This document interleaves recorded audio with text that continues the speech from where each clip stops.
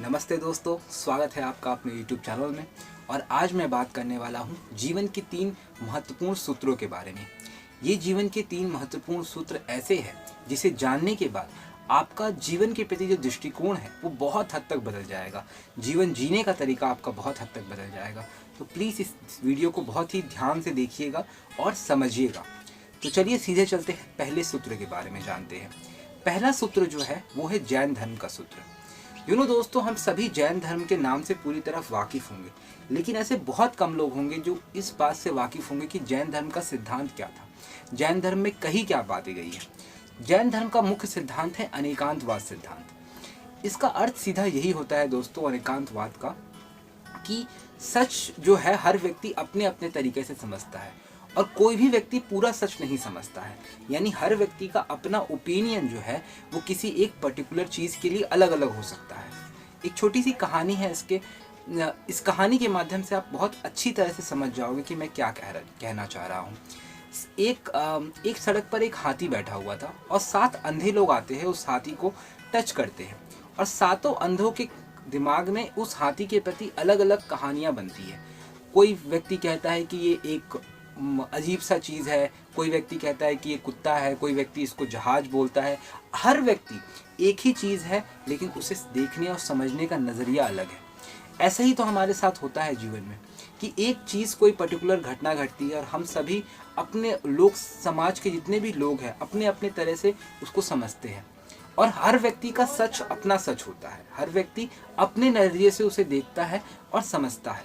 इसे ही कहते हैं अनेकांतवाद का सिद्धांत। इस सिद्धांत को समझने का सबसे बड़ा फ़ायदा ये होता है दोस्तों कि हमें ये सिद्धांत जो है ये एक्सेप्टेंस सिखाता है, स्वीकार करना सिखाता है। जब भी कोई घटना समाज में घटती है तो उसे लोग अपने अपने नज़रिए से देखते हैं, अपने अपने पॉइंट ऑफ व्यू से देखते हैं। बस प्रॉब्लम ये होती है कि हम एक्सेप्ट नहीं कर पाते हैं कि दूसरा का पॉइंट ऑफ व्यू भी हम समझें। हम अपना पॉइंट ऑफ व्यू ही सही मानते हैं। तो अनेकांतवाद जो है वो एक कहीं ना कहीं हमें शांत रहना सिखाता है। तो अगर आप इस सिद्धांत को अपना लोगे ना, कि कोई आपको कुछ कह रहा है, इस ओके, वो उनका ओपिनियन है हमारे प्रति। तो अगर आप जैन धर्म के इस सिद्धांत के पूरी तरह वाकिफ़ हो जाओगे, एक्सेप्ट करना सीखोगे चीज़ों को, कि इस ओके यार वो कह रहा है तो वो उनका नज़रिया होगा मेरे प्रति, या वो किसी चीज़ के बारे में आपका ओपिनियन अलग है, उस व्यक्ति का ओपिनियन अलग है। तो इससे कहते हैं एक्सेप्टेंस, इसे कहते हैं अनेकांतवाद। ये हमें जैन धर्म सिखाता है।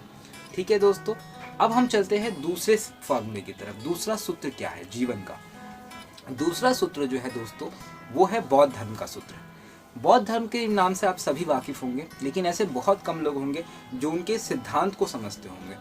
बौद्ध धर्म का सीधा सा सिद्धांत है वो है मध्यम मार्ग का सिद्धांत। ये सिद्धांत मुझे आज के वक्त में बहुत बेनिफिशियल लगता है और मैं इसे खुद भी फॉलो करता हूँ।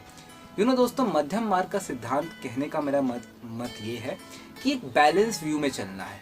अति हर चीज़ की जो होती है वो हमें नाश करती है। किसी भी चीज़ की जो अति है ना वो हमें सर्वनाश, चाहे वो कोई चीज़ कितनी भी अच्छी क्यों ना हो। अगर आप एक्सरसाइज करते हो, एक्सरसाइज करना बहुत अच्छा होता है, व्यायाम करना बहुत अच्छी चीज़ होती है, लेकिन अब अगर आप हद से ज़्यादा व्यायाम करते हो तो वो आपको नुकसान पहुँचाएगा। वैसे ही मध्यम मार्ग को अगर आप गौतम बुद्ध को मानते हो, या अगर गौतम बुद्ध को नहीं भी मानते, अगर उनके सिद्धांत को अगर आप पकड़ लो कि हमें मध्यम मार्ग में चलना है, हर चीज़ को बैलेंस करके चलना है। जीवन में हर चीज़ करूँगा लेकिन एक बैलेंस व्यू के साथ। दोस्तों के साथ पार्टी भी करूँगा तो एक बैलेंस में, टाइम पास भी करूँगा तो एक बैलेंस में, स्टडी भी करूँगा तो बैलेंस में। तो अगर आप इस मार्ग में चलने लगो, क्योंकि आजकल बहुत ऐसे लोग हैं जो मध्यम मार्ग को समझते ही नहीं है। अगर वो पढ़ते हैं तो सिर्फ पढ़ते ही है, खेलते हैं तो सिर्फ खेलते ही है। आपको क्या करना है, एक मध्यम मार्ग, बैलेंस, इन दोनों के बीच एक बैलेंस लेके आना है।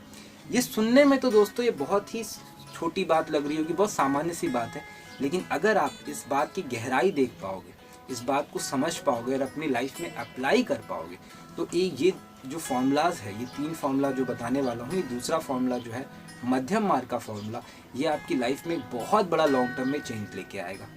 ओके दोस्तों, अब हम चलते हैं तीसरे सिद्धांत की तरफ, तीसरा सूत्र की तरफ। दोस्तों, तीसरा जो सूत्र है, इससे पहले मैंने 2 सूत्रों के बारे में बात की है, उसे रिवाइज कर लीजिए। पहला सूत्र था जैन धर्म का सिद्धांत, इसे अनेकांतवाद कहते हैं। दूसरा सिद्धांत बौद्ध धर्म का सिद्धांत था, इसे मध्यम मार्ग कहते हैं। और तीसरा सिद्धांत जो बहुत ही ज़्यादा आज के वक्त में पॉपुलर है, बहुत सारे लोग इसके बारे में बातें करते हैं, वो है भगवद गीता का निष्काम कर्म योग। ये सिद्धांत जो है, इसे समझने के लिए थोड़ा सा आपको और ज़्यादा सतर्क होना पड़ेगा, क्योंकि ये सिद्धांत जो है ये बहुत आज सभी लोग इसके बारे में बातें कर रहे हैं कि निष्काम कर्म योग, यानी कि आप इसे अगर मैं सामान्य शब्दों में कहूँ तो भगवान कृष्ण जो है वो अर्जुन से जो कहते हैं कि आप कर्म करो, फल की चिंता मत करो, इसे कहते हैं निष्काम कर्म योग। लेकिन ये करना, ये कहना, ये फिलॉसफी कहना बहुत आसान चीज़ है, लेकिन इसे करना बहुत ही मुश्किल मुझे ऐसा जान पड़ता है, क्योंकि फल की तरफ हमारा ध्यान जाता ही जाता है, और अगर फल न दिखे तो हम शायद कर्म ही ना करें। इसीलिए, और ये जो सिद्धांत है ये कर्मेण वाधिकास्तु के सिद्धांत से मैच किया, और पूरा भगवद गीता का सार मुझे लगता है यही है कि आप कर्म करो, फल की चिंता मत करो। तो इसे ध्यान से समझते हैं दोस्तों कि कैसे हम उस रास्ते पे चले जहाँ हम कर्म तो करें लेकिन फल की चिंता ना हो हमें। तो उसके लिए एक छोटा सा सिद्धांत यही है कि जब भी आप अपने लिए कोई कर्म निर्धारित करो ना, क्योंकि हमारा मन यही है कि जब तक हमें फल न दिखे तो शायद हम कर्म की तरफ बढ़ते ही नहीं हैं।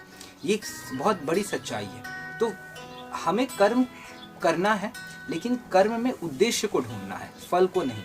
कर्म का कारण ढूंढना है कि मैं काम क्यों कर रहा हूँ, और जैसे ही वो काम हो जाता है उसे छोड़ देना है।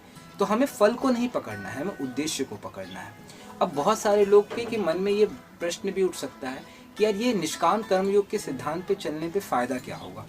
मुझे ऐसा लगता है कि इन तीनों सूत्रों में सबसे ज़्यादा महत्वपूर्ण जो सूत्र है वो यही सूत्र है, क्योंकि अगर आप निष्काम कर्मयोग के फॉर्मूले पे चलोगे ना, तो आप जैसे मान लो कि अगर आप स्टूडेंट हो, आप एक विद्यार्थी हो और आपका एग्ज़ाम आने वाला है, पढ़ाई कर रहे हो, जैसे ही एग्ज़ाम ख़त्म होता है आप पढ़ाई करना बंद कर देते हो। ये बहुत सारे स्टूडेंट की कहानी है, वो रिलैक्स हो जाते हैं। मगर आप अगर निष्काम कर्मयोग के सिद्धांत पे चलोगे कि मुझे पढ़ना अच्छा लगता है, मैं पढ़ रहा हूँ, तो आप पढ़ना बंद नहीं करोगे, आप पढ़ते रहोगे। एग्ज़ाम है नहीं है कोई फ़र्क नहीं पड़ता, मुझे पढ़ना है, क्योंकि मैं फल की चिंता नहीं कर रहा हूँ, मैं सिर्फ एग्ज़ाम देने के लिए नहीं पढ़ रहा हूँ। और ऐसे हर काम के लिए आप अपना टाइम वेस्ट नहीं करोगे।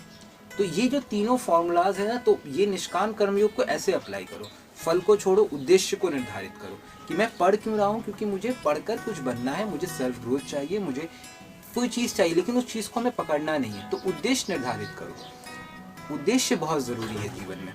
उद्देश्य, पर्पस जो है ना, वो ज़्यादा इंपॉर्टेंट है। फल छोड़ दो। तो अब अगर आप उस जर्नी को देखने लगोगे ना, तो आप रुकोगे नहीं, आप धीरे धीरे बढ़ोगे। और पहले के दो फॉर्मूलाज आपके दिमाग में होंगे ही। पहला फॉर्मूला अनेकांतवाद, कि लोग कुछ भी कहे, लोगों का अपना एक मत है। दूसरा सिद्धांत है मध्यम मार्ग, एक बैलेंस में रहना है हमें किसी भी चीज़ की अति जो है वो क्षति कर देगी हमें। और तीसरा है निष्काम कर्मयोग। इन तीनों को ध्यान से आप अगर अपनी लाइफ में धीरे धीरे करके अप्लाई करोगे, रोज़मर्रा के जीवन में, अपने थॉट प्रोसेस में, आई मेक श्योर कि आपके जीवन में एक बहुत बड़ा परिवर्तन आएगा, एक बहुत बड़ा चेंज आएगा, एक रूपांतरण आपके जीवन में आपको खुद लगेगा। इन तीनों फॉर्मूला को याद करना कोई बड़ी बात नहीं है। एक बार इस वीडियो को देख लोगे ध्यान से तो समझ में आ जाएगा कि ये तीनों चीज़ है क्या। एक बार मैं फिर से रिवाइज कर दे रहा हूँ। पहला मार्ग है जैन धर्म का मार्ग, इसे अनेकांतवाद कहते हैं। इसका मतलब है हर व्यक्ति का दृष्टिकोण अलग अलग होता है, एक्सेप्ट कर लो, कोई बात नहीं, कोई कुछ कहता है, इट्स ओके। दूसरा सिद्धांत है बौद्ध धर्म का सिद्धांत, इसे मध्यम मार्ग कहते हैं। हर चीज़ को बैलेंस में करना है, किसी भी चीज़ को अति में नहीं करना है। और तीसरा है श्रीमद् भगवद गीता का सिद्धांत, इसे निष्काम कर्मयोग कहते हैं।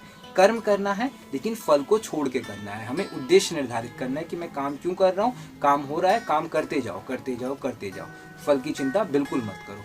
ये तीनों फॉर्मूला को आप अपने दिमाग में अच्छे से बैठा लीजिए। ओके, आई होप कि ये वीडियो आपको अच्छा लगा हो। जैसा भी लगा कमेंट सेक्शन में लिख के ज़रूर बताइएगा। ओके, चलिए मिलते हैं अगले वीडियो में। Thank you so much for watching this video. Thank you very much.